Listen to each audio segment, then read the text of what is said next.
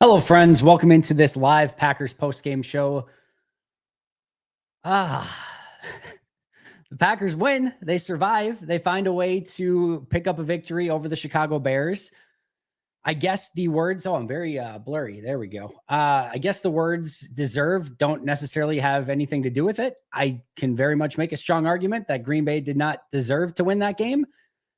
As always, you don't apologize for wins in the NFL. That's probably just if we're being real here, Packers fans, that's probably the most frustrating game I've watched and just commented on and done anything in a long time, especially maybe the most frustrating win I think I can remember in a long time. Green Bay did not come with anything close to, I just said going into this game, just play your B plus game and you're fine. They played about a C minus, D plus, D minus game, somewhere in that range. And they still found a way to win it. Kudos, I guess. Congratulations. But that to me was not indicative of a team that you wanted to come out and play the right way in the second half. And we can talk about Russ coming off the bye. We can talk about the Bears' new offensive coordinator, whatever. I look at process for Green Bay, and I look at what they need to do to ultimately get to the destination that they want to try to get to. And that was not that level of play. And I'll try to, as best I can, withhold some judgment until I watch it on the all 22, because again, sometimes it looks better or worse when you watch it back, but that was not indicative of a game that Green Bay should have been in at that point in time for a variety of different reasons.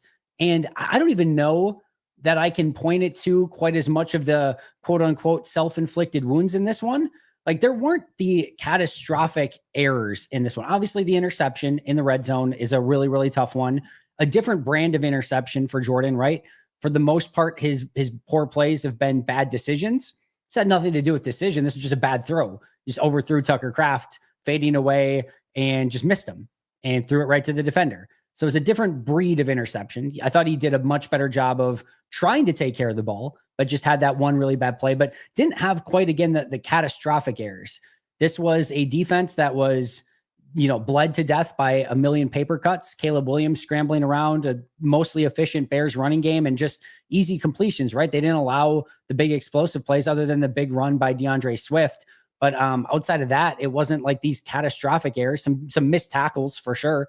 But it was just not good enough play for the vast majority of the day. But you find a way to win. A pretty impressive clutch drive by Green Bay at the end, led by a beautiful day by Christian Watson. I mean, he showed up. Josh Jacobs, I thought, for the most part, showed up. It wasn't a lot more than that. Rashawn Gary came up with a sack late when needed, but of course they have a 3rd and 19, and immediately in 2 plays, Chicago's, right there in scoring position, or 3 plays maybe it was after that. Get the big play, the first down, and then I think a play after that, they're in scoring position. Huge play by Carl Brooks. To be fair, he was in a great spot, and he was lined up right with where the kick was going.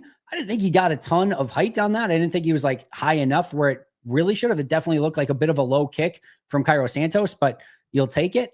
The special teams was due for a play like that to help Green Bay win a game. They're usually on the opposite side of that. So kudos to the special teams for coming up with a play when you needed it.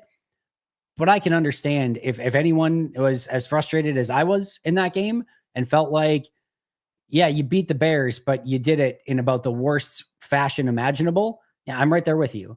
And I think there's a lot of things that we're going to have to discuss of where do you go from here? Because against a Bears offensive line that struggled all year long, you still couldn't get enough pressure throughout the course of the game. I thought Quay Walker was abysmal. And I mean abysmal in this game. To the point of I don't know where you go from here with him. It can't be on the field every play. It probably will be, because that's what we've seen, but it was awful. I mean, awful. And I'll hope that I'm eating my words tomorrow. And I hope when I go back and watch the defensive tape, I'm like, you know what? Actually, it wasn't that bad. I'll be pretty stunned if that is the case, because it looked atrocious at first glance, to the point I was starting to watch him and was even getting more frustrated. Obviously the Jair injury is certainly concerning, that he couldn't stay out there through the course of the day. Just a lot of things in this game that are worrisome going forward. Rashawn Gary had the one pressure, but outside of that, it wasn't like Wyatt and LVN and Clark and Gary were taking this game over. Thought Xavier McKinney had his toughest game. I'm not worried about that long term, but a couple of bad angles. Edgerrin Cooper could not seem to get the angle on Caleb Williams in a couple opportunities when he had it. Just a a very frustrating performance from the defense, I think, to say the least, where you couldn't come up with a big play.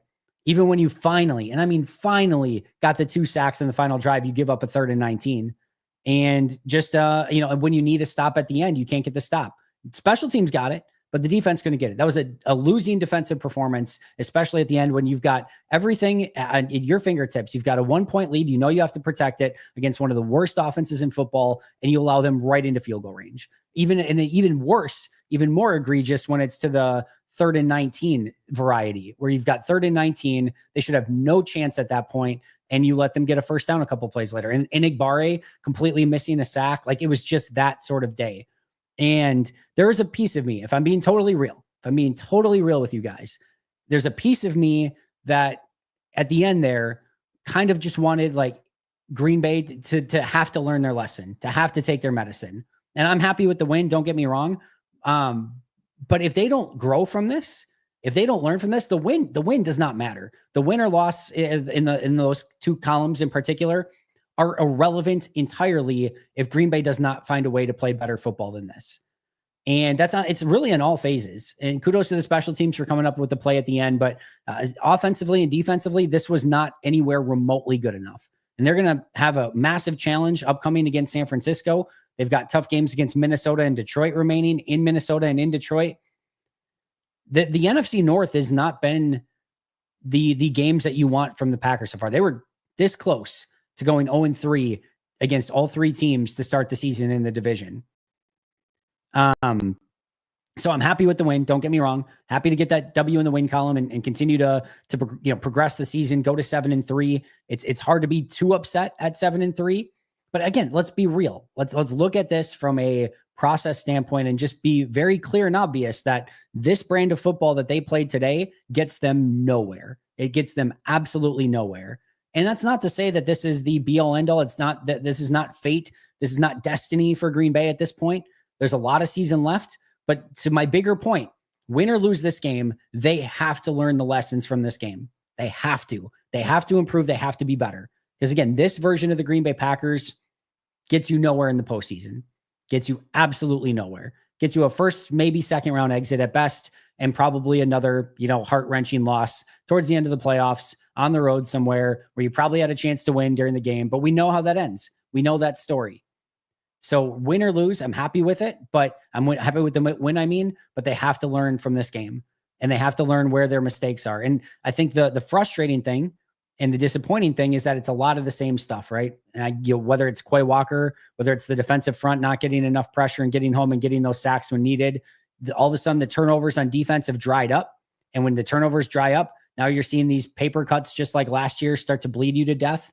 And it's hard right now. The 3rd down and 4th down conversions for the Packers on defense were brutal. The 3rd down conversions on offense for the Packers were brutal. Red zone issues once again reared their ugly head. Interception and a failed 4th down play. These are the same mistakes. These are mistakes that'll get you killed come playoff time. Should have probably got them killed today. And thankfully it didn't, because thankfully it's the Bears. But I'm not sure how many teams they would have beaten today. I mean, what do you guys think? Out of 31 other teams in the league, I mean, there's just some really, really bad teams. Chicago's in that category. That maybe a handful of teams that they actually beat with that level of play. I mean, at best, at absolute best. So it needs to get better. Happy with the win. Happy they found a way. Never apologize for it. Never take it for granted. Good teams find ways to win when they have their C-, D+ level of play out on the field. But man, it would have been a whole hell of a lot nicer if we were talking like the Detroit Lions today, who I know they're up like 42-3 at some point, or at some point in the game, somewhere around there. What was the end score in that one? It was 52-6. 52-6 Lions. 52-6. That's how you take care of a crappy football team.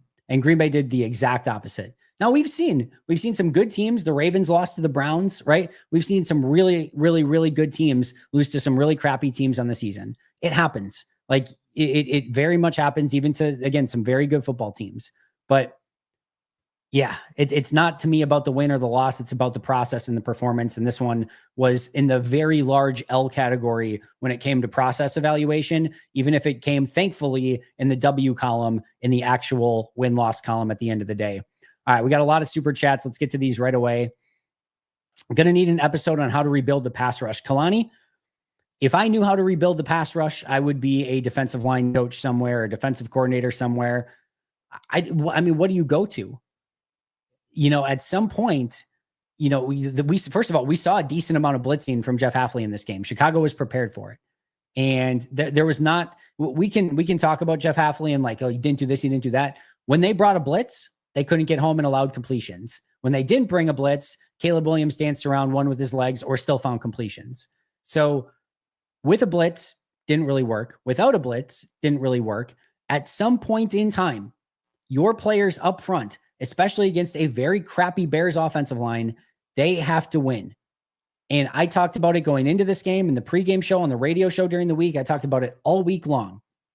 The ceiling for Green Bay and what they can accomplish on the season comes down significantly if they can't win with 4 guys up front. And they have shown no ability to win with 4 guys up front. Brenton Cox, awesome that he made 2 plays, was completely unblocked on both of them. You have to take advantage of it. I'm happy that he did, but that's not something sustainable, right? You can't point to Brenton Cox and be like, oh, look what he did in beating a couple defenders. That's a good sign moving forward. No, they just didn't block him. Like that helps. LVN, Preston Smith, Jamal Reynolds. Jamal Reynolds makes those 2 plays. So that I don't take a whole lot of solace in that. TJ Slayton's sack was more of a coverage sack, right? Caleb Williams tried stepping up in the pocket. TJ Slayton got no penetration on that play whatsoever. He just so happened to be like standing there blocked, and then he kind of grabbed out and reached him and brought him down. That's not a play that's sustainable. Rashawn Gary finally converted speed to power, got under somebody's pads and got a sack. That one was good. There's no taking away from that. But LVN, no ability to win. Rashawn Gary did a spin move on a play, and he might as well have just been like a top standing in place. Like there's not much that you're winning with just one-on-one. So this is not a Jeff Hafley thing. This is not a scheme thing. This is a Jason Rebrovich, like you got to get after these guys and figure out some way that individually they can win at a higher percentage than what they're doing right now, because there's not a personnel move that they can make, right? Trade deadline's gone. I will be pretty shocked if all of a sudden they can just find somebody off of a practice squad somewhere that can come in and lead the team in sacks or something like that. That just doesn't happen, right? So there's not a move Goody can make. There's not a difference in what Jeff Hafley can do schematically. He's bringing guys, not bringing guys. He's utilizing a variety of different players. There's not something he can do. This comes down to Clark and Gary and LVN and Devontae White and those guys finding ways to win with more consistency. And if that does not happen, like I said, there is a very much lower ceiling on this Packers team, because you just can't win that way sustainably in the NFL. And we sort of saw that today where Caleb Williams had too much time. He was able to find receivers. He was able to dance around, run with his legs, and there just wasn't enough pressure on him. And that leads to some very frustrating results on defense. And that's what we saw today. So there's no episode to be had. There's no talking points to be had. This is about winning your one-on-ones up front. Green Bay hasn't done a good enough job of it. And if they continue to have that be a problem, then it's going to continue to be a problem, and a massive one for this team and this defense. Let's never besmirch the name of Rich Bisaccia ever again. Yeah, hey, they came up with a big play. Kudos to them. My gut tells me, and again, I'm not a special teams expert. I'm never going to pretend to be. My gut tells me that was a low trajectory from Cairo Santos. It just, like, usually if you're going to block a kick like that, you got to get like good penetration and up in the air. He got okay penetration and didn't really get up in the air all that high. Now he was right on in line with the ball, and he did get, split sort of the double team to get into that position to do it. So it's a good play by Carl Brooks, but usually you need to time that and jump perfectly and hit it like right at its highest point. And it just didn't feel like Brooks did that, but you take it. I mean, he was there. He made the play. I'm not taking anything away from Carl Brooks on that play. I'm just saying it felt like if Santos maybe got that a little bit higher, that they're probably good to go. But you take it. And kudos to the special teams for coming up with a game-saving play. There's no other way around it. That's the difference between being 6-4 and 7-3. So I'll take it at that point. Let's talk about this, Kayshawn Motley.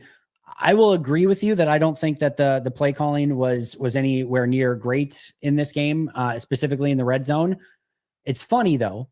to this, because you get in the situation in the red zone early, and all I saw on social media, on Blue Sky and on Twitter was, why aren't you running the ball? Why aren't you running the ball? Why aren't you running the ball? Then Green Bay gets in the red zone later, and that's, of course, it leads to the interception, of course. And then they get in the red zone later, and they hand it to Jacobs 2 times, and all I saw was, why are you giving it to Jacobs? What is this play calling? What are you doing? And it was like, well, you just asked them to hand off the ball, and then now they hand off the ball, and they don't get in, and you're frustrated. Now, the 2nd and 1 play, I don't love. The 2nd and 6 play, where I'm like, oh, they took the penalty. I don't really mind getting an extra down and having another shot at this thing. The play to Jane Reed, that to me is a bad play call in that situation, 100%. And then, the play call to Kraft, like, worst case scenario, you're getting yourself in better field goal range. And the way we've seen Tucker Kraft lately, I wouldn't be shocked if he breaks that tackle and gets a first down on that play. So I don't hate that play call to Kraft. It's just a bad throw by Jordan. And then in the next one, they go run. And then, you don't get to the point that you want to. They go 2 passes in a row, which I think is the right situation, or at least we'll talk about the 4th down or decision. But you go pass, which I think you sort of expect there. You're not expecting him to run it on 3rd and goal from like the 5 or 6, and you're certainly not running it on 4th and goal from the 5 or 6.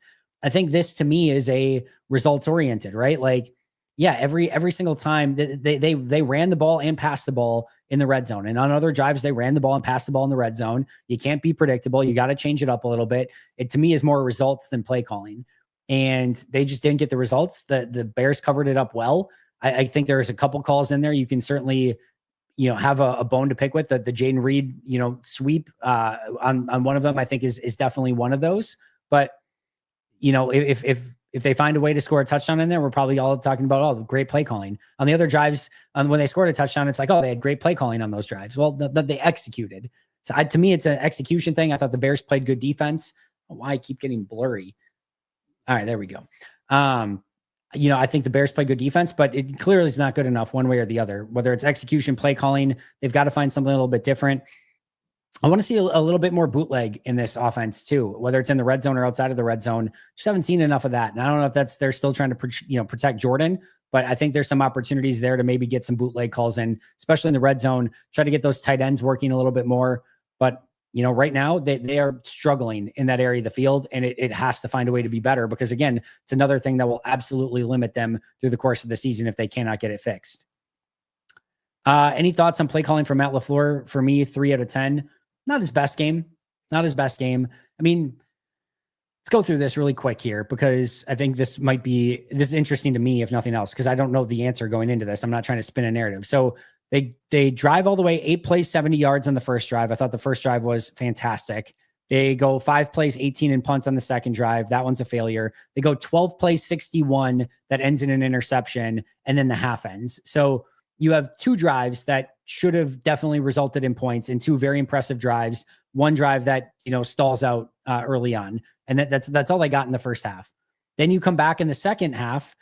You go 6 plays, 70 yards, touchdown, 7 plays, 75 yards, turnover on downs, 4 plays, 78 yards, touchdown. So the Bears literally, when it comes to like actually stopping them, really only stopped them once. And that was on the 5-play, 18-yard drive on the second one. It was touchdown, punt, then interception, touchdown, turnover on downs, touchdown, but they drove on all of them except for one. Red zone is, to me, the bigger thing here. This is, again, like, you look at the over, I guarantee the offense is probably going to, on tape, grade really well in this game, because they move the ball almost every single time. It's just the red zone issues. To me, like, if you go through this and you just sort of change the order of operations a little bit, right? Or you just change the throw from Jordan even a little bit. If they go 8 plays, 70 yards, touchdown, 5 plays, 18 yards, punt. All right, we'll keep that one. 12 plays, 61 yards, field goal. 6 plays, 70 yards, touchdown. 7 plays, 75 yards, field goal. 4 plays, 78 yards, touchdown. This looks like a really impressive performance from Green Bay. You also probably add the extra point then on top of that. This is a 27-point game from Green Bay if they just get those 2 field goals in the red zone and kick the extra point. They have 27 points in this game, and you feel a lot different, and only 1 drive would they have been stopped from scoring points. It would have been touchdown, punt, field goal, touchdown, field goal, touchdown. You feel really good about that day from an efficiency standpoint, right? So to me, this isn't about play calling or the inability to move the football. They moved the football fantastic. And let's look at it from a stats standpoint. They had 43 plays for 366 yards, 8.5 yards per play. 8.5 yards per play is fantastic. To give you an idea, how annoying was the Bears offense, right? And they averaged 5.8 yards per play. 5.8. Green Bay was at 8.5 yards per play. So I'll go back to this of like, you want to nitpick the play calling and the decision, like, and stuff like that. It to me is more narrowed down to red zone offense. In between the 20s, they consistently are able to move the ball. They got big plays once again. They ran the football. They threw the football.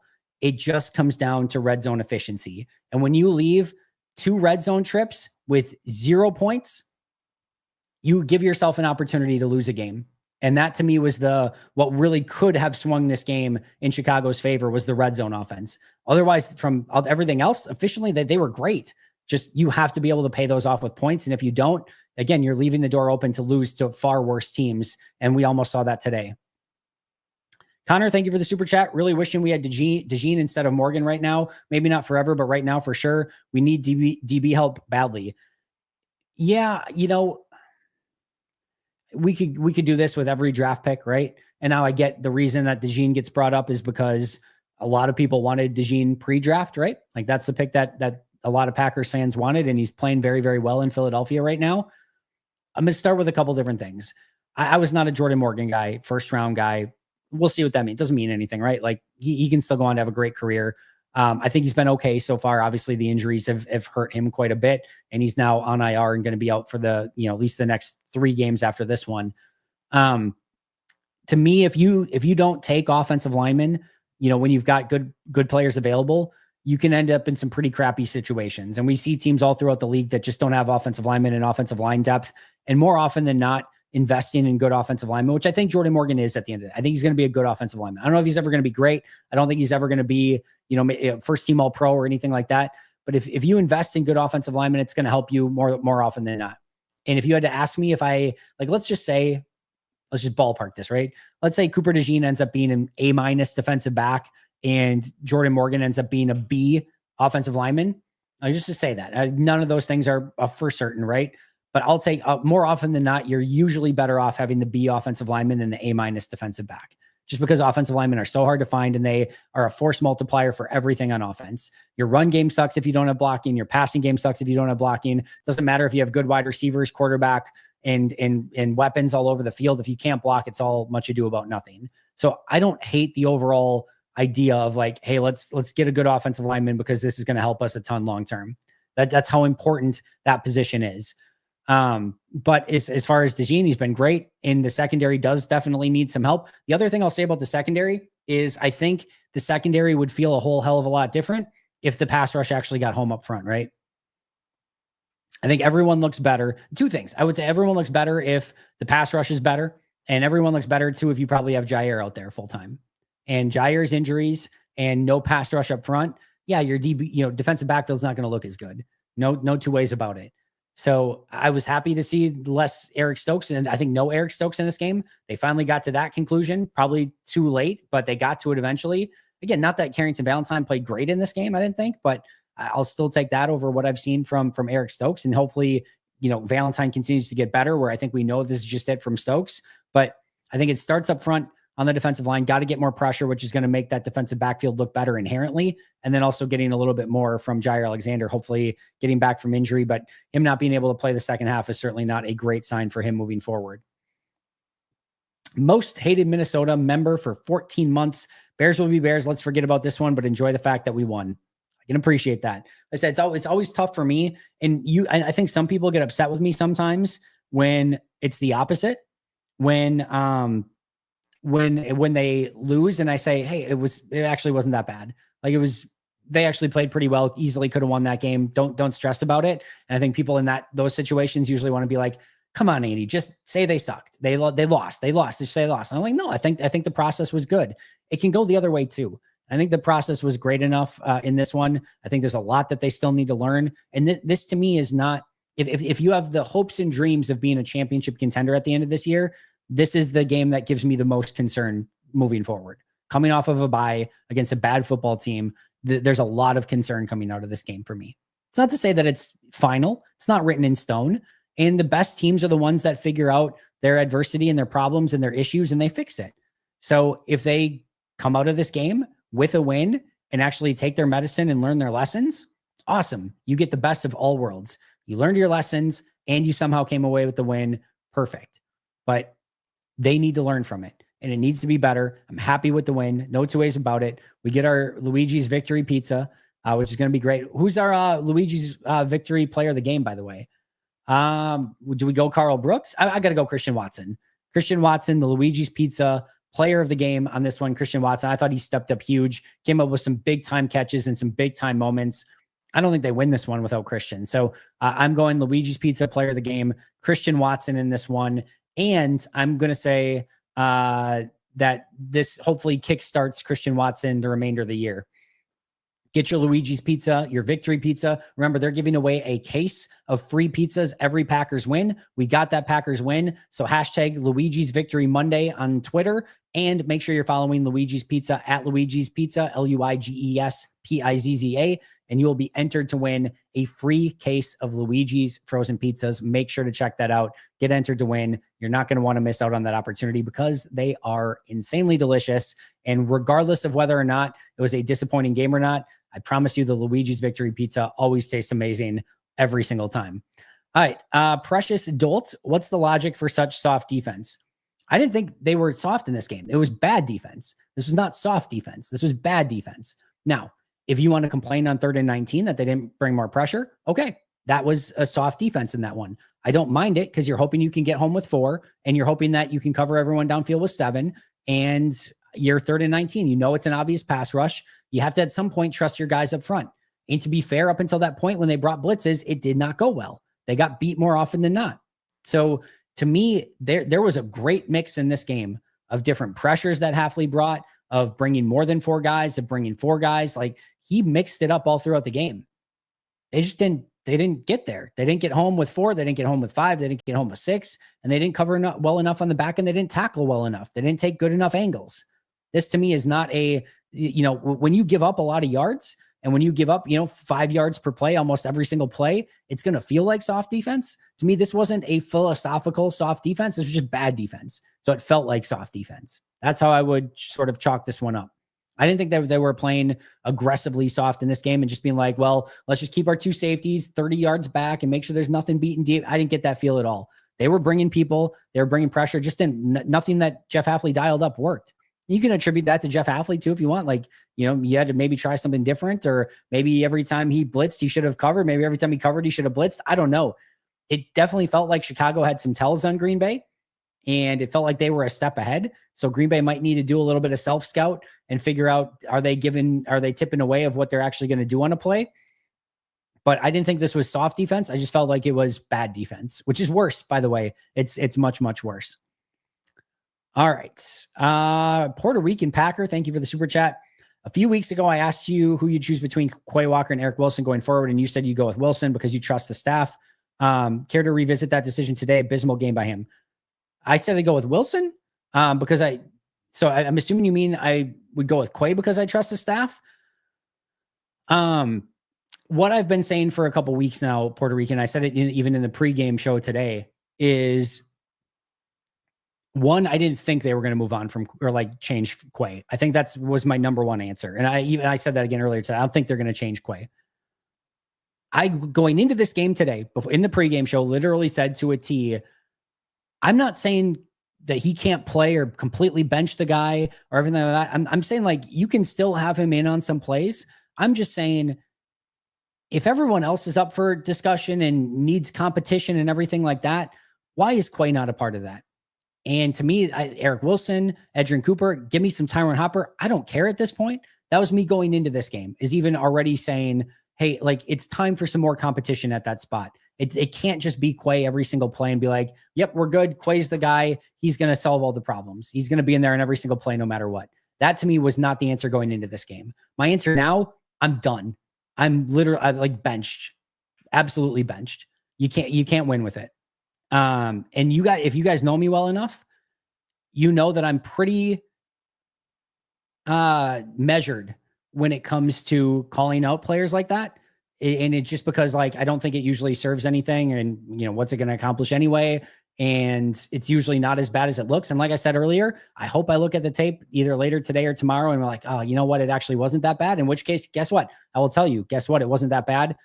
This looked awful, abysmal, atrocious, just absolutely can't win with it football on numerous occasions, not getting off of blocks, not playing instinctual football, not making plays on the ball, not getting a sack on fourth down when the sack was right there for you. Instead, basically like trying to get his hands up and do whatever. Like multiple times having opportunities to make plays and not being able to make them. Guys carrying them into the end zone. Like just play after play after play for Quay. Can't win with it. Cannot. I called for Stokes for a variety of time now and said, hey, you need to make that change. They made that change. They went to Carrington Valentine. Finally, I think it's too late, or not too late, but like it took too long. Now it needs to happen with Quay. To me, Eric Wilson, Isaiah McDuffie, Edgerrin Cooper, that needs to be the primary linebacker group moving forward. And I'm past like, rotate them in here and there. No, I'm good with it. I've seen enough. I've seen all I need to see. It's not getting better. It's getting worse, if anything. And to me, you need to make it, even if it's just for a game, even if you bench him for a game, say you want to earn it, get back in and earn it. Because to me, this like entitled, he's just going to have the blue dot no matter what. And he's going to be the middle linebacker. And he's not going to come off the field. For what reason? What has he done to earn that? What's your favorite Quay Walker memory? He had the pick six, I think. Was it early last year? Or was it even the end of the year before that? He had that pick six, either like a year and a half, or like a year ago, year and a half ago, 2 years ago. I forget when it was, but he had that play. It's about my only fond, recollection of a big play from Quay Walker. What's your favorite Quay Walker play this year? Tackled 12 yards down the field. It sounds harsh, but it's true. Like there's no reward to the risk that you are having when you play Quay Walker. There's no upside. There's no bonus that you're getting. And I get it sucks because it's not like Isaiah McDuffie or Eric Wilson are going to turn into these long-term linebackers and play into your plans, but they're better than Quay Walker. So play him. And at this point, Tyron Hopper, at this point, Jamin Davis. Like I would line up Jamin Davis so freaking fast over Quay Walker next week. I couldn't even begin to tell you. And I don't even think Jamin Davis is the answer. And I would line up Jamin Davis over Quay Walker next week. I'd give him the blue dot. F it. Like that's where I'm at. Like that is 1,000,000% where I'm at. I just, there's nothing there that is giving me anything of like, well, at least he's doing this. At least he's doing what? Calling the plays. Tip of the cap. That's my extreme level of frustration with Quay Walker in this one. All right. Where do we leave off? Randy? Well, I did not plan that, by the way, but that was about perfect ass timing on that one, Randy. I don't know. I absolutely do not know. I wish I knew the answer. I'll just say this. If this game does not make them question what's going on at that spot, he's just going to be the linebacker for the foreseeable future. You just sign him to a new 10-year deal tomorrow. Why the hell not at this point? I'm mad we almost lost to the Bears. Absolutely glad to be 7-3. Dear defense and offense, please don't learn to show up early and just win outright in my heart. Yeah, I think well said. Almost lost to a really bad football team. Deserved to lose to a very bad football team. Absolutely glad to be 7-3. And it would be nice if the team played a little bit more complimentary football early in the game. And I mean, like the absolute crazy thing is you go up 7-0 and embarrass them right down the field. Like they're not lined up correctly and you get the free play and you hit it to Reed and they run the football and everything looks phenomenal. You get the 7-0 start. Everything's the way that you want it to. And then defensively, you just let them go and score. Offensively, you have the one drive where you couldn't move the ball. And then you have the interception and then the Bears score before half. And all of a sudden you look at it and you're like, doesn't feel like it should be 10-7, but it was 10-7 Bears. And then the second half was somehow worse, yet somehow ended up better. It just, NFL's weird, man. And like, you have to take like the bad with the good sometimes and just like be thankful that you get out of there and by any means necessary. But it's hard to feel super optimistic and thankful and happy and joyous and any other word going into that game. They've got a much tougher competition against San Fran, and hopefully they can play a much better brand of football. They're going to need to. But yes, I'll take the win. Never going to apologize for it. They will bounce back, Andy. Oz the Mentalist said at the draft next week will be at the game of the year with the Packers winning with like 34 points. Said at the draft, next week will be the game of the year with the Packers winning with like, oh, did he really say that, Jason? I don't know if that's a true story or not, but man, usually I haven't looked it up yet of like how Oz the Mentalist does that stuff. I know there's always the like, well, obviously the team is in on it or whatever.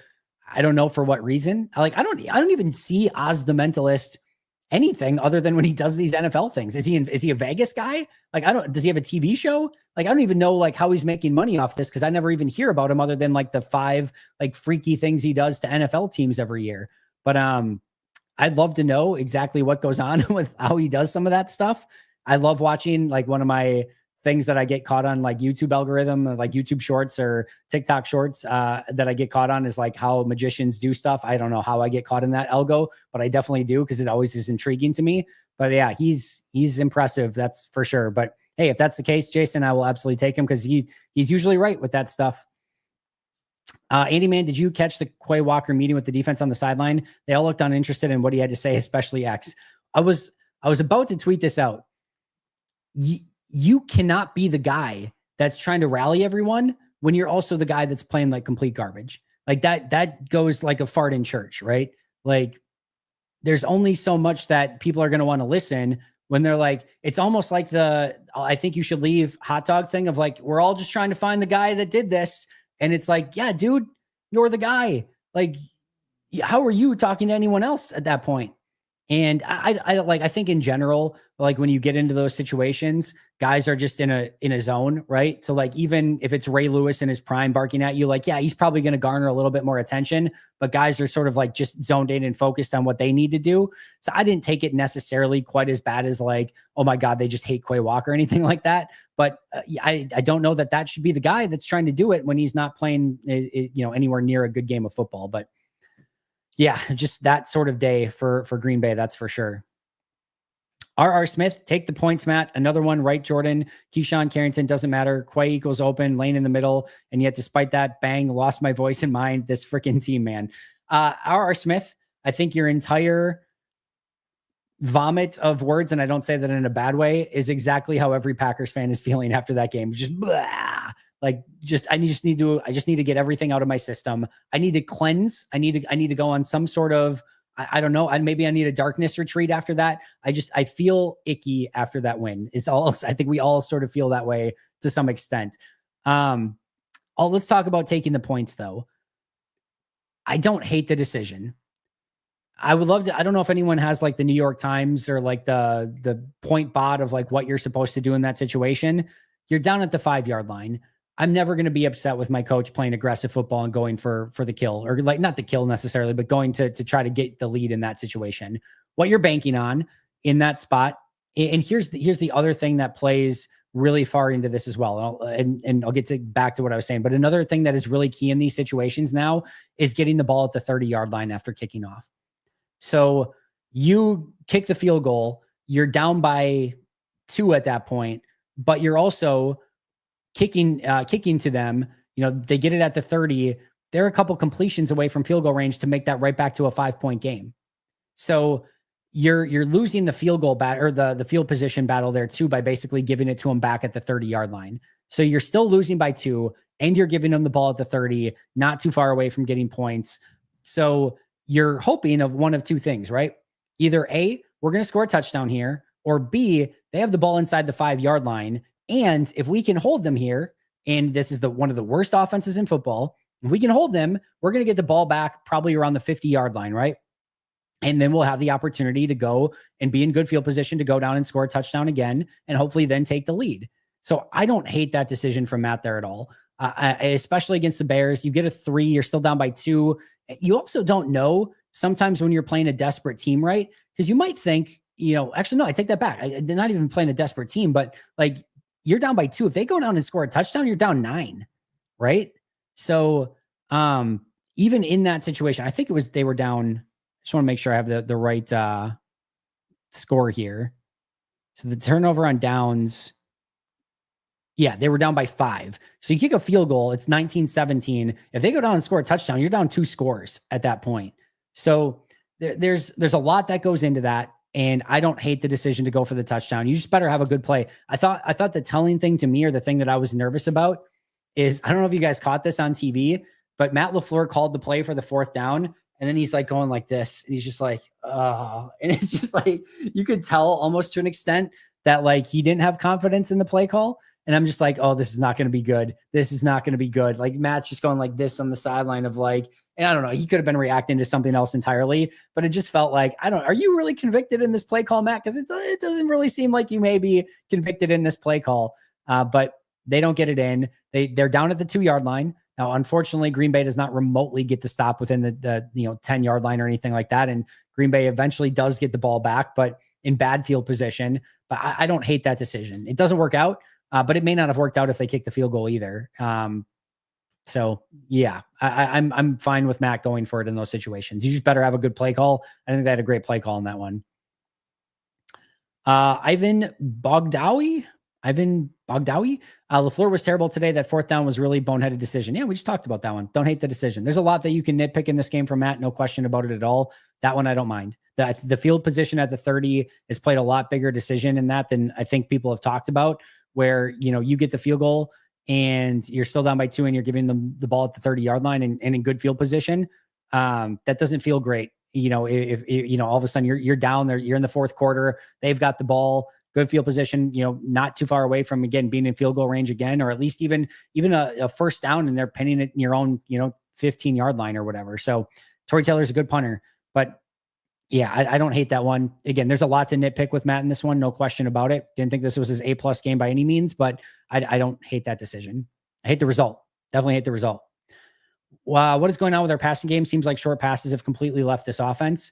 Yeah, again, like these are the difficult discussions that you have to have, right? Because, Jordan Love, listen to the stat line for Jordan. 13 of 17 for 261 yards and a 15.4 yard average with 113 QB rating. He only attempted 17 passes. And if you want to talk about the short passing game, I mean, a huge part of this game was checkdowns to Josh Jacobs and the running backs, right? So like, I thought he did a phenomenal job of taking what was there to him in sort of the checkdown game. I didn't hate that whatsoever. So they were massively, massively efficient moving the ball.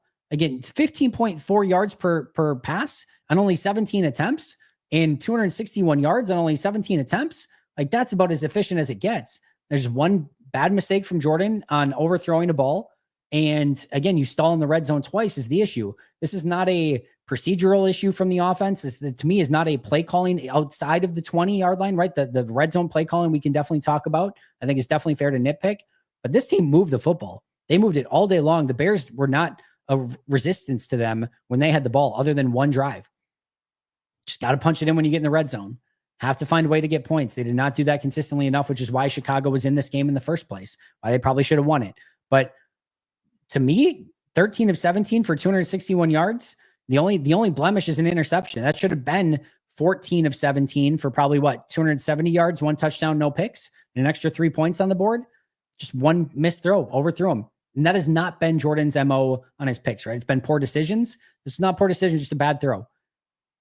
Gotta learn from it, gotta be better. But I thought the rest of the day, I thought he was pretty damn good. Just need to, again, be better in the red zone. And that's from Matt, that's from Jordan, that's from everybody. Just red zone offense hasn't been good enough. Granted, it didn't feel good, but a win's a win. Kick field goals and our fixed red zone offenses. Pass rush has to be the top of the do list in the offseason. It has to be before that. You got to find a way to fix it now. Can't just wait until 2025 and be like, well, we'll fix that later. Like, they got to find a way to fix it right now, by any means necessary. Cannot win this way. Not consistently, not against good teams. So I'm with you. 2 things that they have to absolutely fix: red zone offense and pass rush. We knew it going into the game. We now still know it going out of this game. It's going to be more at stake when San Francisco comes to town next week. Red zone offense, pass rush. Now you got Trent Williams next week, and I don't think the 49ers offensive line is as good as it once was, but you still have some really good players on that line, including one of the best to ever do it in Trent Williams. Ken Hansen, Andy, what did you think of your boy Valentine? Need to go back and watch a little bit more. I thought there were a couple plays he had sticky coverage. There was the one play where he was in the slot against Keenan Allen where he gave up the first down. Didn't think it was perfect by any means, but nothing massively egregious. I don't know, probably a slightly below average game. Still happy to see him out there over Eric Stokes in this one. Jack, thank you so much for the super chat. Thank you all for all these super chats. This is awesome. I appreciate you guys a ton. Izzy, you have done enough already today, but thank you so much. Delighted we got the win, gutted with the manner. I am unable to take the piss out of my best mate who is a Bears fan. That's how bad I feel about it. Yeah, one of my best friends as well is a Bears fan, and yeah, I'm sure I'll talk to him in a little bit here. And I'm sure he's like, who feels worse coming out? You have to feel worse as a Bears fan coming out of this one, right? Because you kind of did everything right and you still lost. Like that has to be like the ultimate dagger. Like this is your Super Bowl. This is the one team you hate. Like you're finally going to get a win. You actually outplayed them. You're at home. You're going to go to 5-5. Like this is going to potentially restart your season. Like this is it. And then just the massive fart noise deflation that comes with a missed field goal at the end. So as rough as this game feels, I don't think either Green Bay or Chicago fans or teams or players or anyone is feeling particularly great coming out of this game.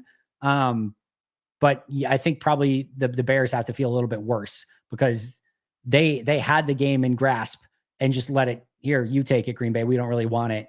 Whereas Green Bay had no right winning that game, which is in and of itself its own dagger to the heart because you shouldn't have been in that position in the first place, but they did ultimately, find a way to win at the end. So not an ideal game for either team or either fan base, but Chicago outplayed them.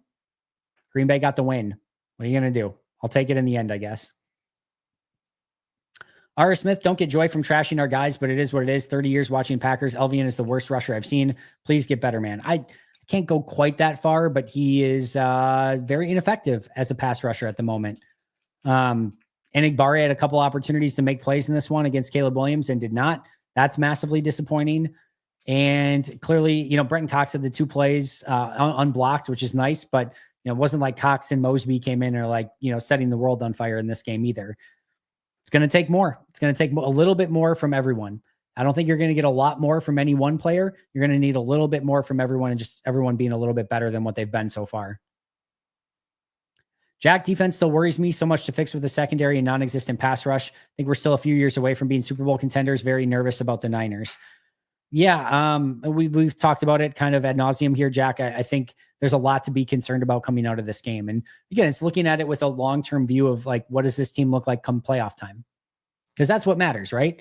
Like the regular season is important to get you in that position, but you have to be playing your best football at the right time. And you have to like usually see flashes of this stuff. Like it would be pretty stunning if the Packers pass rush sucked all season. And then all of a sudden playoff time comes and they're just like, you know what? We're going to be a top 5 pass rush unit now. Like it usually doesn't just flip the switch that way. So I'm not saying crazier things haven't happened or anything like that, but we need to see a better pass rush. We need to see better red zone offense. To me, the coverage is in large part due to a pass rush issue. I don't think it's been terrible. I don't think it's been good enough. Tackling was poor in this game again. Just some things that continue to rear their ugly head. Pass rush needs to be better. Tackling needs to be better. Red zone offense needs to be better. Didn't think the penalties or the drops were too bad. You had the one Romeo Doubs drop, I think, on a 3rd down. I think they survived that anyway, right? Like they were able to pick it up on 4th down, I want to say, or something happened where they were able to pick up the 1st down anyway. And then, I didn't think drops and penalties were as bad in this game. There's some bad calls. The 15-yard penalty on Xavier McKinney, and then completely missing the false start on DeAndre Swift. And then the LVN decision where they gave him the false start or the offsides penalty or encroachment rather than the offensive lineman who clearly jumped at the exact same time. Like that goes against the offense 100 times out of 100. So I thought there were some bad calls in this game, but penalties and drops weren't the biggest issue in this one, but certainly a lot of the other issues still were there and prevalent. All right. Vex, how is this offense so damn hard for a loaded team? It just comes down to red zone. We've talked about this a lot already today. The offense can move the ball. That's not a problem. In between the 20s, my guess is they're one of the most efficient offenses in the league between the 20s. They're usually pretty damn fantastic. Man, has red zone been a struggle. And I wish I could tell you exactly why. I do think, offensive line play and being able to move people in the red zone can play a part in this, but it's more than that. It feels more than just play calling. It feels more than just execution. It feels more like I can't put my finger on exactly what it is.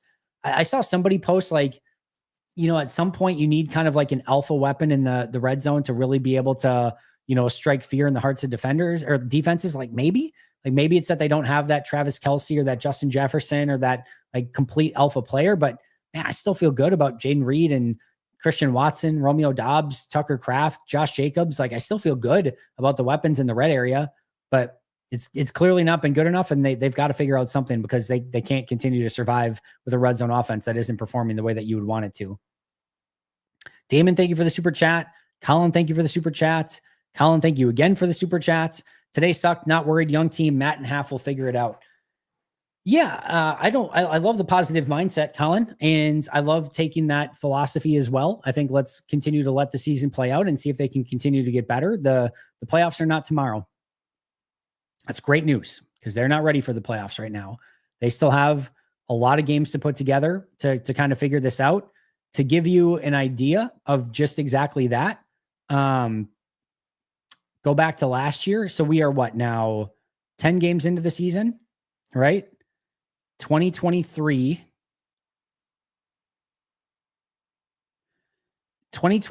they just had that Chargers win in week 10, 23-20. All right. This was coming off, 4 straight losses, Lions, Raiders, Broncos, and Vikings, where everything looked terrible. They found a way to get a win against not found a way. They got a win against the Rams with Brett Rippon at quarterback, which basically didn't count for anything. They lost to the Steelers the next week. And then they finally got, I don't want to call it like a signature win, but they got a win against the Chargers, 23-20, and also a play where wasn't it like Quentin Johnston dropped a wide open play on the outside that probably would have got, but maybe a different outcome in that game. But they finally got a win. That's where Green Bay was at through 10 games last year, 4-6 through 10 games. And they were playing unbelievable football by the end of the year. I mean, night and day difference. So there's still time, right, to figure things out. And not only that, but following that game against the Chargers, obviously they would go on to beat the Lions and the Chiefs, which really would help sort of get them on the right track. But after that, they lost to New York in New York with Tommy Cutlets at quarterback, and then lost to Tampa where, Baker Mayfield just completely ripped shreds through the Packers defense. So they were still learning lessons, and then finally go on a 4-game win streak. Even in that 4-game win streak, the first game, 33-30 over Carolina, was one of those brutal wins, right? Where you're like, oh my God, it took you a 33-30 win to beat the Panthers? Like, what's going on? They get to the playoffs, beat Dallas in the playoffs, looked good against San Francisco until it went bad at the end. So there's a lot of time still to learn.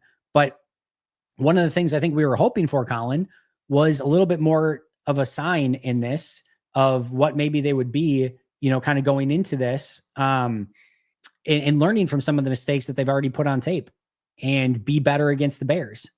That didn't happen. That's what's frustrating. So yes, lots of time left. Playoffs are not tomorrow. They've got 7 regular season games. They're going to have to perform well enough to get into the playoffs through those 7 regular season games. Green Bay did not get any help in the playoffs, I don't think, today. I haven't looked at the final scores on everything yet, but 49ers up 7-6 on Seattle right now. The Lions won easy. The Vikings won easy. The Rams beat the Patriots. And Eagles beat the Commanders. I guess you're going to get 1 win, 1 loss on that either way. Cardinals have off. So yeah, not a ton of help in the NFC as of this point, right? As of standings right now, playoff standings, Green Bay is in the 6th seed right now.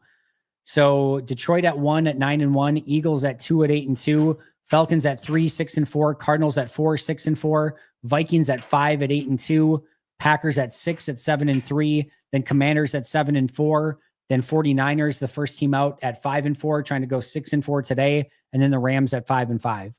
So that's where the standings sort of are right now. But a lot of season left. Hopefully they continue to grow and get better. I'm with you, Colin. I think that's the hope. But a lot of work still to be done, clearly, as we saw following today's game. That feels more like an L than a win. The Bears are an absolute dumpster fire. I know it's a divisional game, but the Bears aren't good. Yep.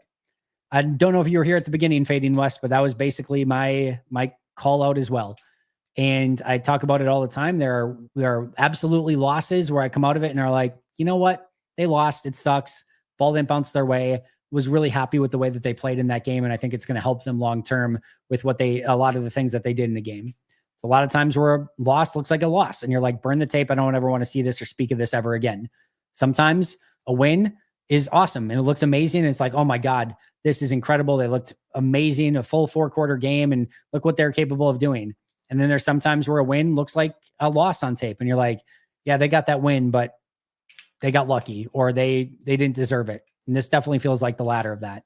So there's a lot of battles that go on in a game. I think there's the the actual win-loss record, right? Which Green Bay came out on the winning end of that battle, which arguably each week is the most important one. They got a win in the win column. They did not get a loss in the loss column. That's an important battle to win. The injury battle is always another one. I didn't hear of any other injuries, but the Jair Alexander injury is certainly going to be one to keep an eye on moving forward.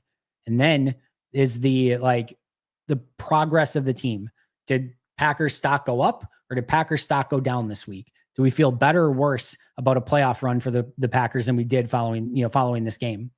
Right now, tough for me to feel better. I feel worse about where Green Bay's at today than I did going into the game. So love that they won. Injuries, like the Jair thing is definitely concerning, but how my overall feel is about the team, definitely feeling a little bit down after that one. Brandon Callis can confirm Oz predicted a 34-27 Packer victory over the 49ers on the McAfee show on draft night. I wonder how many people are going to put that in Vegas of like an exact score, right?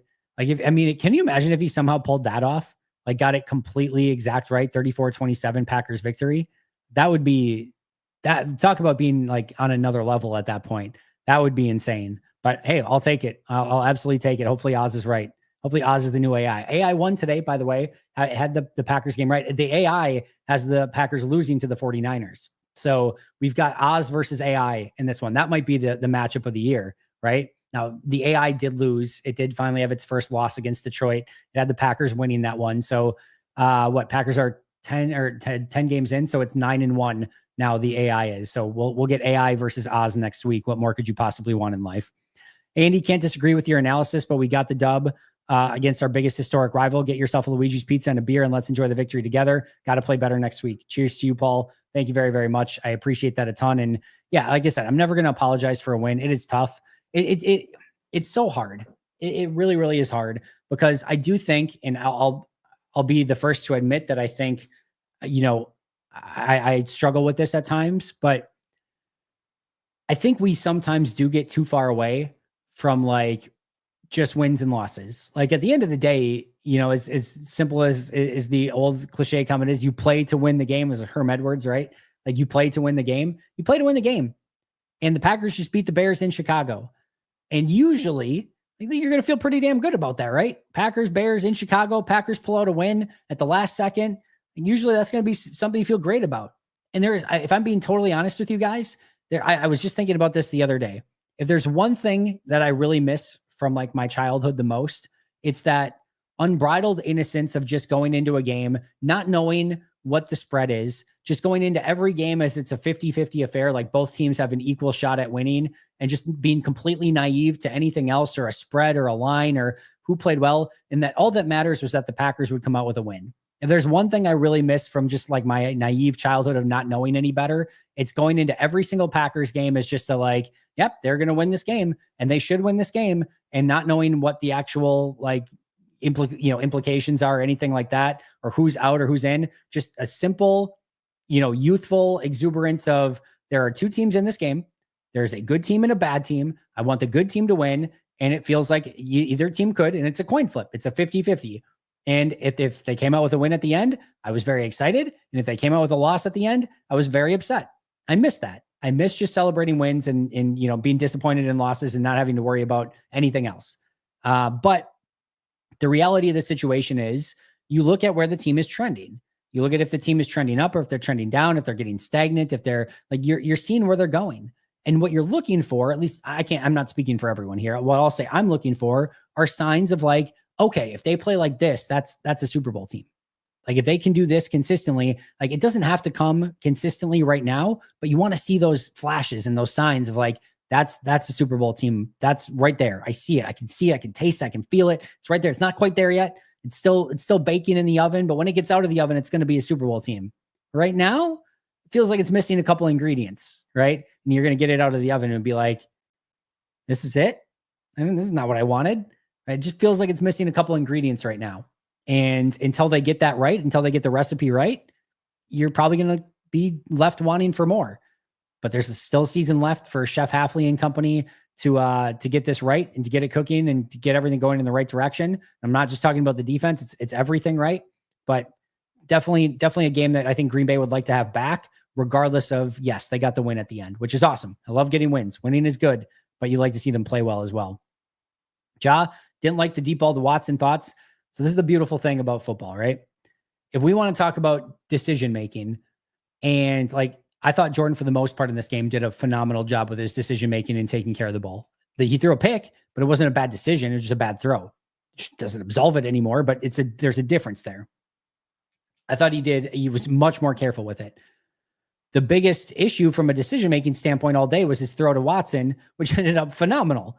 It was a beautiful throw. It was Watson going and making a play, but Tucker Kraft is wide open.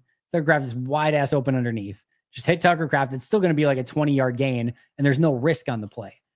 Like if it's a free play, fine, take it to Watson, right? But it's not free play. I didn't think he put the ball in harm's way per se, but he didn't take the easy decision.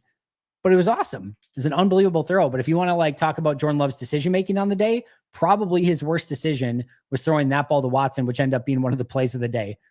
Football's weird, man. Football's weird.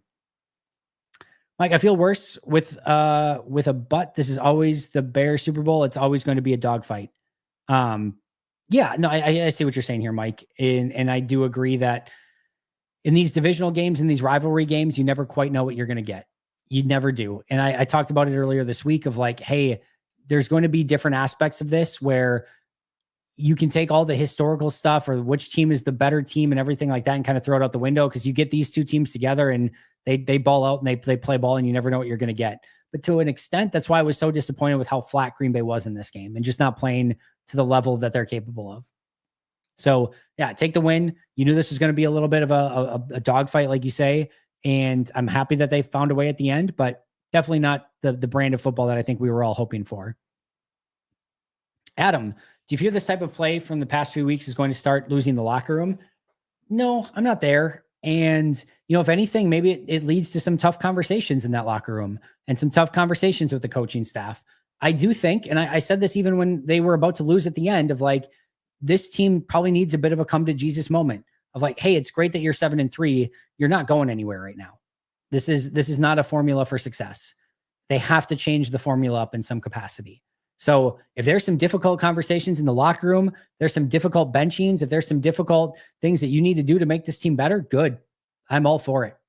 Because right now, status quo, not good enough. It's good enough against a epically bad Chicago Bears team, not going to be good enough come playoff time. So I'm all for some tough conversations in the locker room. I'm all for some players being frustrated with the way this team is playing. I'm all for a little bit of chaos right now. Within chaos and adversity can come growth. It can go the wrong direction too. Don't get me wrong, but they need growth right now. They have to get better. Without that, it's a lost cause for the season. So I have no issue with adversity or tough conversations or some locker room anxiety or frustration. I hope those things manifest themselves in a good way and get addressed and figure out what we can do now to start solving the problem of some of the poor play out on the field.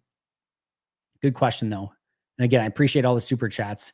I know there's a lot of other chats in here. I'll try. There's like a billion. I'll probably get out of here relatively quick. It looks like we did get that one. Okay. Let's see. Bears have lost 11 consecutive Super Bowls. That's well done, Plamo. Edgerrin Cooper has looked incredibly fast most of the season, but he was not nearly as effective as a spy on Caleb Williams as I would have hoped for before the game. That was a really weird situation. If you would have told me that Edgerrin Cooper had those two situations with Caleb Williams, I would have said, there's no chance Caleb Williams picks up the first down on either play. Like Edgerrin Cooper will just absolutely get there in a blink of an eye. I think first of all, it tells you how talented Caleb Williams is, right? Like he looked really good running the football and he made a couple of really good throws in this game. That was a step in the right direction for Caleb. And he looked fast. Like he looked legitimately fast. Also didn't think Edgerrin took great angles on that one and probably needs to learn a little bit from that. But yeah, I was surprised at how easily Caleb Williams was able to outrun one of the fastest linebackers that I've seen. Did not see that coming, quite frankly. No, I agree. 7-3 team isn't going to lose the locker room. But like I said, I do think there are some things that probably need to be brought up and discussed. And I think there's probably a little bit of frustration, especially on the defensive side of the ball. I think we saw that bubble a little bit on the sideline. And I don't think that's a bad thing. I think there's going to be some things that this team needs to get better and get right and talk through. Surprised with the win. It felt like the Giants game from last year. Yeah, it kind of did. Kind of really did. Of course, Green Bay is the team. Quarterbacks have an easy time running laps around us. I mean, the weird thing is they haven't this year. I mean, they've really kept Anthony Richardson, Jalen Hurts, and who's the other? Kyler Murray. Like they've really kept the mobile quarterbacks in check. like they haven't had that issue. Today, it definitely reared its ugly head in a pretty aggressive way. Love my team, but man, wish we could stop a moving quarterback again. Yeah, same thing. Same question, same person here. But yeah, like for the most part this season, they've done a good job with that. But today, they absolutely did not. Really enjoyed the CM Punk pipe bomb that you had on Quay Walker. Not sure if I've got a full cult of personality CM Punk pipe bomb in me, but I was honestly watching today was the most frustrated I've watched a single player I think that I can ever account. Hardy Nickerson against Michael Vick was in that conversation. There were some Kevin King moments for sure, but I mean, we're talking about like preying on the most angry moments of my Packers fandom of where I was at with Quay Walker in this game. Like we're in a dark territory right now. Like I said, I hope I'm wrong. I really, really do. I hope I go and watch the tape and it's like, you know what? Wasn't as bad, but I'll be fairly surprised if that ends up being the case. Won't be good enough next week. We're playing the 49ers for crying out loud. They are the second best team in the NFL because they made it to the Super Bowl. Yeah, I don't think that that's the case right now. I think there's definitely some things that they need to clean up right now too. They're not exactly having an easy time with Seattle right now, but they're going to have to play better than they did today against the Bears. That's for sure. Jordan Love said the interception he threw was a pass that sailed on him. LaFleur said the read was perfect. They wanted to complete it to Kraft right there. Yeah, no question about that. Carl Brooks visualized himself blocking the Bears' potential game-winning kick, and he got the tip of his left middle finger on the football. Didn't think he got enough of it, so on and so forth. Brooks confirmed it was just the tip. Nice job, Wes Hodkovitz. Didn't think he got enough of it at first, but got the job done. Sometimes just the tip will get it done. All right, enough of that. Your fault, Wes Hodkovitz. Special day for Brenton Cox, whose mom made the trip to see her son make the 2024 debut. That's awesome. Let's see anything else of note that came out of the press conferences. Dan Campbell said standout linebacker Alex Anzalone will miss 6 to 8 weeks with a broken forearm. That's a big loss for the Lions. Getting out of the locker room, one thing is abundantly clear. The field goal block was not random. The Packers saw an opening inside on tape this week that made them believe, son of a beast thing, my phone just went out on me. That made them believe it looks like that they could get the block or that the block was possible. Let's see. Per Matt LaFleur, Rich Bisaccia told the Packers special teams unit last night that he wouldn't understand if they came out of the game today, I think without a field goal block. I can't read all of this. It just shows like, these are just my notifications. Yeah, it sounds like those are the big takeaways from this one. All right. What else we got here? More efficient red zone offense in the pass rush, were just 4 or 5 are the musts if we can take another leap forward. Yep, those are the big 2 right now. We just don't have the talent at the cornerback position, so I expect the same going forward. Maybe they do something at edge. See, to me, this is not a issue at defensive back. You insert Jair Alexander back in that lineup and you get a pass rush, and this defensive backfield looks totally fine, in my opinion. I didn't think the defensive backfield was atrocious in this game. Nixon gave up the big play in a really rough moment. Didn't think Valentine was great. But to me, this starts with pass rush up front. You'll be surprised that if you start getting pass rush, just how much better that secondary looks. So wasn't a great day from the secondary. I'll agree with you there, but that's not the biggest issue. I think Jair being out and no pass rush is why the secondary looks a little bit more shaky than what I think it normally would. The defense did worry myself. And by the way, Walker was horrible today. He very, very much was. Well, I'll specify and say Quay, just in case anyone's thinking Rashid. It was definitely Quay. Reminds me of the Viking season when they won all the close ones and were one and done. I mean, Packers have had seasons like that as well, where they've played well in the season. Obviously, they're 15-1 season, and then lost in the opening round of their game at least. So yeah, got to get better. Loved Watson today. Total pro all year. Agreed, Jason. Need Jair to be regularly healthy. So tired of him being hurt. He's clearly trying to fight through it, which I appreciate. But yeah, they got to find a way to get him healthy in some capacity. I'm never going to drag a player for being hurt. I think all these guys are trying everything in their power to get out there and play to the best of their ability. And clearly he tried today and just couldn't get through the game. So Green Bay's going to have to make a decision there on how they can best get him back healthy. We did not game plan for him running what happened in the locker room at half, or that happened in the locker room at half. Yeah, I mean, they were clearly aware going in that Caleb Williams has that ability. Like, it wasn't like that caught them by surprise, right? They just didn't do a good job of containing him. And I think to some extent, it wouldn't shock me, by the way, if just knowing how bad this Bears offensive line has been, if there was a little bit more of a mandate from top to say, hey, enough with the contained crap, like get after the quarterback and get me some sacks. And they tried that. That didn't work. And then they lost contain too. And then Adrian Cooper got outrun on a couple plays. Like, Yeah, they clearly knew he was capable of it. They were trying to get after the quarterback, which I appreciate. Just once again, didn't do a good enough job of it. Happy we won. Go Pack, go. Matt LaFleur said it's a 500 league and the players decide what happens from there. I mean, maybe, but I don't care what the middle of the league is doing, right? Like I care about what the top team is doing. So I'm not, I'm not concerned with who's around 500 or even like who's a game or two above 500 or who's a game or two below 500. I'm concerned with the team that has the opportunity to win a Super Bowl, with the teams that are playing at the best of their ability. I'm concerned with the Detroit Lions and what they're doing. Kansas City's doing. Hell, what Buffalo, Pittsburgh are doing. Like that's where I'm concerned with. I'm not concerned about the 500 teams or anything that's like a game or above or below it. I want to, emulate what the best of the best are doing, get to that point. So yeah, he's not wrong, but I'm not concerned with, but by the end of the season, there's only one team that I'm concerned with. There's just one of them. Only one team won the Super Bowl. So yeah, I mean, most of these teams they're a degree of different, but there's definitely some haves and some have-nots. And I definitely want to be closer to the haves at the end of the year than anything else. I don't care if the team's 2 games above 500 or makes the playoffs. If it ends up in another heartbreaking loss at the end, we're in the same spot. We're running in the circle just over and over and over again. I get the energy toward Quay, but for me, as well as Quay, Keyshawn and LVN are just, I'm sorry, but Nixon tripping and falling and the Bears not converting is saving him from more ire. Yeah, I'll have to go back and watch it a little bit more. I didn't see as much in real time. Obviously, giving up the big completion at the end was not ideal. It's a good throw and a good catch, though. He's one-on-one. It's a back shoulder throw. You can't protect everything on that play when you're a DB. It's a good play from Chicago. We need an option if Jair is out. He has not been healthy consistently, and they did not address it in the draft. Agree. It's hard to address everything, right? You could make an argument. Green Bay would like a lot better players at a variety of different positions: pass rush, defensive end, defensive tackle, linebacker, corner. They fixed some things in the draft, and they definitely addressed some certain situations and spots on the team. Tough to address everything, but yeah, I was one that definitely expected them to go a little bit more corner heavy in the draft. Kirby get another pick. That's a bummer. Just hope Jair will be at 100% sooner rather than later. I agree. On last series, should they have had more speed on the D-line, 55, 52, 90, 53, or 57?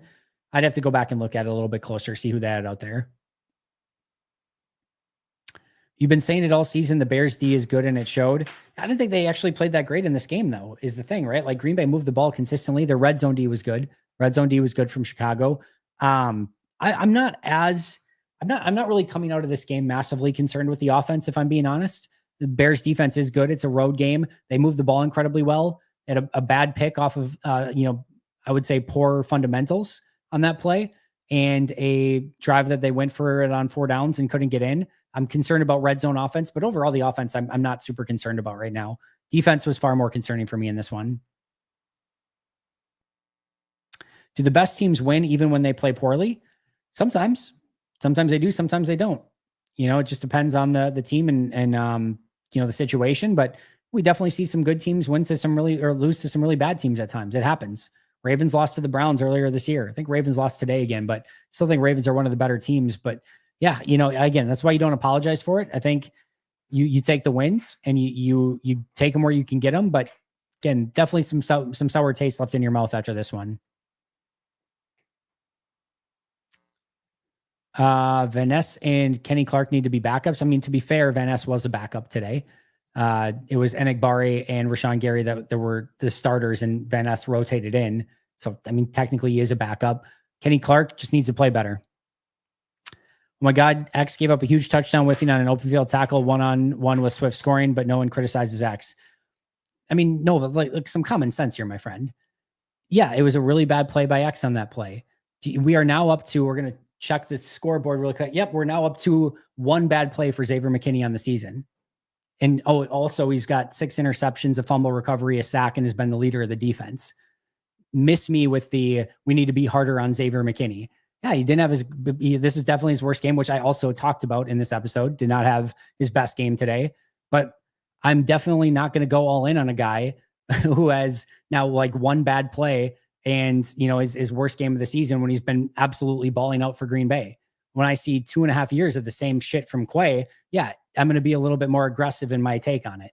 If I see that every single week from Xavier McKinney, we're going to be having a different conversation. If we think Xavier McKinney is by any means the problem here, then we have a much bigger problem, because Xavier McKinney is not the problem. Didn't have his best game today. No question about it. You could tell he was frustrated with himself on the sidelines. He'll get that fixed. That I'm not worried about. I have zero concern with Xavier McKinney coming out of this game. You had a bad game. That's going to happen. When you ball out all year and then have one bad game, yeah, not even going to really show up on my radar. Wish he played better. No question about it. But no, I'm good with Xavier McKinney. We don't need to fall too hard on the sword for Xavier McKinney here. Quay makes AJ Hawk look like Ray Lewis. Might not be wrong. Our biggest salaries disappoint me. Gary Ja Clark. It's we talked about this.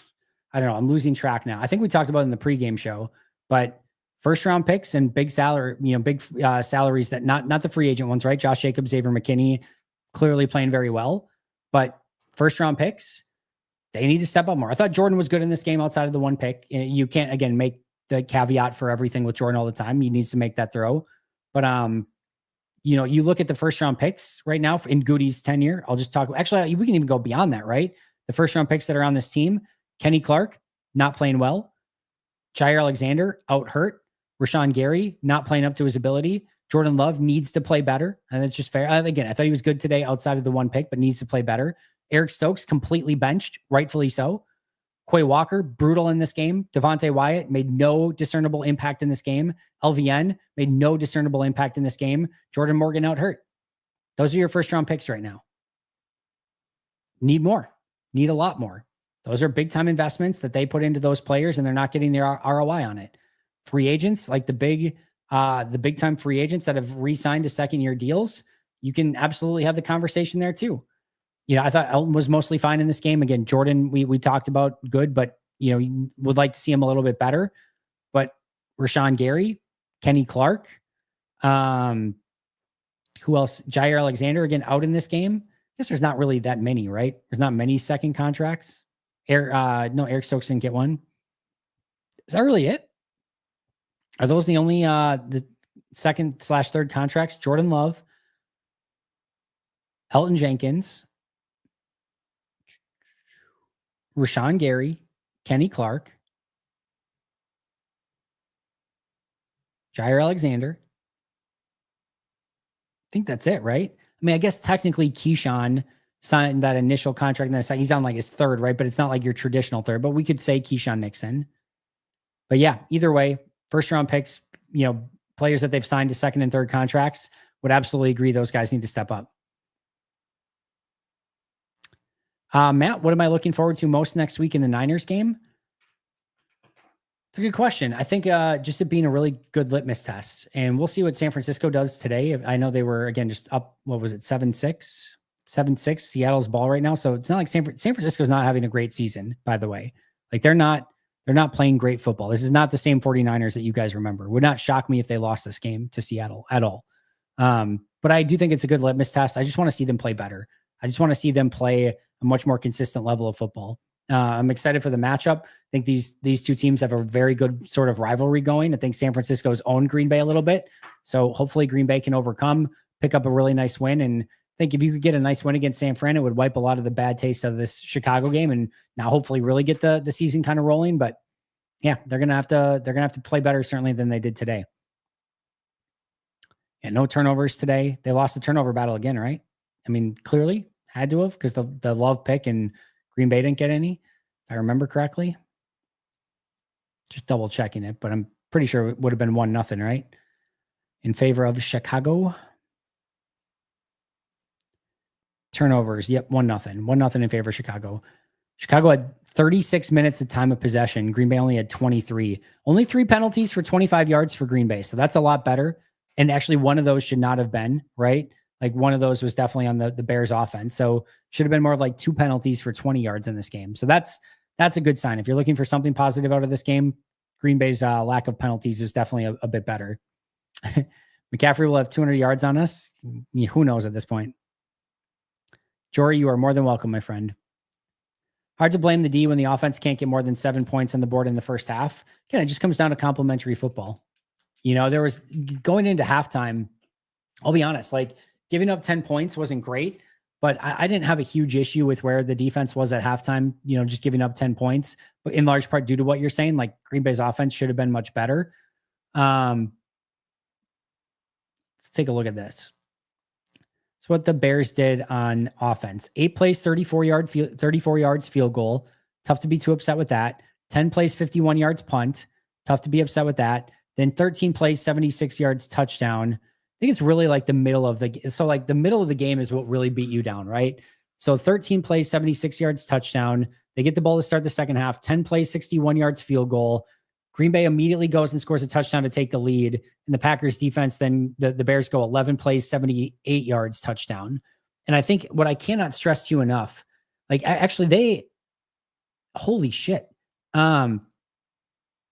These were the Bears drives by plays: 8 plays, 10 plays, 13 plays, 10 plays, 11 plays, 12 plays, 7 plays. Every single one of their drives went 7 plays, and their last drive would have gone longer had they not ran out of time, right? Like they would have been able to run more plays. So, every drive should have gone at least 8 plays or more. Like that's crazy. 8 plays, 34 yards, 10 plays, 51 yards, 13 plays, 76 yards, 10 plays, 61 yards, 11 plays, 78 yards, 12 plays, 44 yards, 7 plays, 42 yards. It was just that they could not get off the field. So you talk about a defense, like the defense in this one could not get off the field, could not make any big plays, could not get turnovers, and could not get off the field on third down, could not get off the field on fourth down. And when you absolutely had to have a stop at the end of the game, allowed the Bears in their offense to go right down and get into a field goal range. So that to me is why I became frustrated with the defense. 10 points at half, wasn't overly concerned at that point. Second half is really what I struggle with. Who'll be the best and worst PFF in your eyes? KW should be asking me who's going to be the best and worst of my grades in my eyes. I don't know. Until you go watch it, you sometimes are shocked by what you'll actually see on the All-22 and with the grades. Yeah, Aaron is done. Yeah, it's been rough to watch. The defense could have picked them up today, though. The offense, I think, in New York, as I was watching on Red Zone, at least looked like they did enough to win. But the defense had a lot to improve upon in New York there. But it's been rough for New York for sure. It's nice to see Jordan under center some. I agree. It was all quick game, 4 yards per play with Chicago today. Yeah, they only averaged like 5 yards per play. But Green Bay didn't have a great answer to it. Purdy is really good when he isn't pressured, so he'll probably be in for a long day next week. If you have a long day against Caleb Williams, yeah, then it could be worse from there on out, right? Help me not get more down on LVN. I'll have to go back and watch LVN in this one. You're just not making plays, I think, is the biggest thing. But there was a play where he actually got a little bit of pressure on a play and then got to the point of attack or right at the drop point and just had no idea how to shed the block. It's like he got there and is like, now what do I do? It was yeah, it's been tough. He really does. He really, really does. Wyatt needs to step up. I agree. I honestly think his decision to run on the fourth down at the goal line was his worst decision. Yeah. It's tough, right? Well, imagine he throws a pick there. What are we going to hear about all damn week? It's like, oh my God, he threw another red zone interception. So I guarantee you, he probably didn't have anyone open. We'll see what it looks like on the All-22. My guess is he didn't have anyone open. So what is he going to do? Throw one up and everyone's just going to immediately kill him for throwing another pick or something? Yeah, my guess is there wasn't a good option. Running there, not a good option, right? You probably need to throw it up either way, but imagine he throws it up and gets picked off. We're never going to hear the end of it. Nick, is it me or is Matt's red zone play calling way off? Again, I think it's more results than anything because you look at the play calling, because I think they have 4 red zone. So they get in the red zone. They get in the red zone on the first drive. They get the free play and you get the touchdown. Then you get in the red zone and what happens if you get it to Kraft in that situation? Does he pick up the first or does it allow you to go for it on fourth down? I didn't love maybe a couple plays up until that point. I think the 2nd and 1, when you go with the pass and you get the ineligible man downfield, could you have just run it there with Josh Jacobs? Maybe. But if you look at their drives, they mixed up run, pass, quick plays, longer developing plays. To me, it comes down more to execution, but I think there's definitely a couple plays that sweep to Jaden Reed is the big one. I thought was a really bad play call, but just need to execute better. Jaleo had a great game, one bad throw, really. Yeah. I mean, here's what I would tell my kids, right? If they make a mistake for like the 8th time or something like that, and I get upset with them, and then like sometimes you go back and look at it and you're like, you know what? I probably didn't really need to be that upset with him. It wasn't that big of a deal. It's not that big of a deal if it was the first time that it happened, right?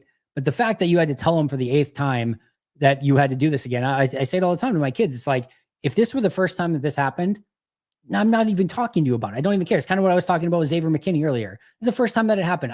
It's not even on my radar. I don't care. We don't even need to have a conversation about it. It's water under the bridge. No big deal. When we've talked about it on numerous occasions and it continues to happen, that's when we get more frustrated. That's when we get to Quay Walker town, where it's like, we're at 2.5 years of the same dumb mistakes. Then we're going to have a much different tone when it gets to that stuff.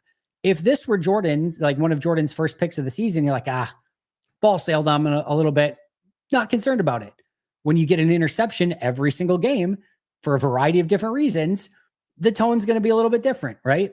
And I agree. I think Jordan had a really nice game, take away the interception, but there definitely gets to a point where you're like, I would love to, kind of turn my head and ignore these interceptions as much as I could. But at some point you got to clean it up and make sure that you're not turning the ball over. And that can be for a variety of different reasons, right? It can be you're running with the ball and you're not, tucking it as tight. It can be poor fundamentals that are leading to overthrows. It can be bad decisions. It can be a variety of different things, but you got to find a way to take care of it, not put it in harm's way. And unfortunately, Jordan in this one did find a way to put it in harm's way. And quite frankly, it could have cost them the game. Those extra points could have cost them the game. Thankfully, it didn't. But I did think outside of that throw, if we can compartmentalize that one, I thought outside of that one, he had a really nice day. Yep, he did. Not worried about it. For what Love is paid, we should expect excellence. I think that's the wrong way to look at things. I can understand looking at it that way. Like the reason Love is paid is based on the market and what you have to do in that situation. There's no alternative. What are you going to do? Not pay him? As much as there wants to be a fandom of like Malik Willis would have this team at 7-3, he wouldn't. And I also don't believe that there's any playoff upside with Malik Willis. I love what he does as a backup quarterback. There's a reason he was traded for a 7th round pick. There's no world in which this team is appreciatively better with Malik Willis. None. It's just not. And I can understand like when you pay a player that much that you want the best of the best results, but it's a function of the system more than it is what would you pay on the open market for that player, right? Or even then, like he gets that same deal on the open market from another team. Like no, I guarantee you, there's not a single NFL team that's looking at Green Bay and like, well, we wouldn't have done that. All 32 teams would have done the exact same thing given that exact same situation. There's just no alternative. You can't go into the season with no QB. You just can't. I mean, and you're just in complete no man's land if you don't sign him. And Jordan showed the upside to go and play at a super high level last year. So does he need to play a better brand of football? Yes. Do I think that it's productive to be like, well, he's the second highest paid player, so he needs to be the second best player? It doesn't work that way. It just doesn't. I think they're two completely different conversations altogether. The contract was what it was because of the situation that everyone was in that situation. It would have happened with all 32 other teams if it was the exact same situation. No question about it in my mind. Does Jordan need to play better in general, regardless of the contract? Yeah. Can he play better? Yeah. I thought he played really well today outside of one throw. 2019 Packers, Carl Brooks with a field goal block. That is what happened today. You are absolutely correct. Let's see. It is the quarterback market. Thoughts on Williams and Bullard today? Thought some good stuff, some bad stuff. Another one of those where in real time, especially when it comes to safety play, it's almost impossible to digest in real time because you're not even seeing them on the field on certain situations. So that's definitely one I'll have to go back and look at. I think I'll get to offense today. My guess is I'll finish grading the offense today if everything goes according to plan. Because I think Green Bay's offense only had 43 plays. So they had 43 plays of offense. I should easily be able to complete that by end of day today. So I should know a little bit more on that. But it'll take me a little bit of time. All right, friends. With that in mind, I think we've been doing this an hour and a half. We still have 850 people here. Appreciate you guys a ton. Thank you for all the super chats, 36 different super chats today. Cannot thank you enough for that. I will be back tomorrow to break down everything after I've had a chance to rewatch the tape and kind of go through some of the all 22 and some things. Actually, it depends. I don't know if Nathan Marzian's going to be joining me or not. If he is, then we'll go a little bit earlier. If he is not, then I'll go a little bit later and try to get some of that all 22 done so I have a little bit better feel for it. So we will see. Nathan will not be able to make it, unfortunately. So that means I'm going to be solo tomorrow, which means I will probably go a little bit later, which means I probably will have some of those all 22 done by that time. So look forward to that. Tyron shouting out the special teams. The Bears still suck. Glad that they found a way to lose the game. I don't think Green Bay found a way to win this. I think Chicago found a way to lose, thankfully. But we are at 7-3. We'll take it. We'll take a Bears loss and move on. Now it's on to San Francisco. We'll get you all ready for it all throughout the week. Excited to talk with you guys. We'll talk to Mike Wall, talk to Paul Brettel, talk to Justin Mosqueda, talk to Carmen Vitale all throughout the week. Looking forward to those conversations. Thank you for being here. We'll, of course, have our Pack-A-Day Live. We'll do the happy hour. We'll do members-only Q&A. We've got all that coming up this week. And, of course, make sure to get yourself some Luigi's Pizza as well. Christian Watson, again, the Luigi's Pizza player of the game. I'll see you guys all really soon. Until next time, and as always, go Pack Go.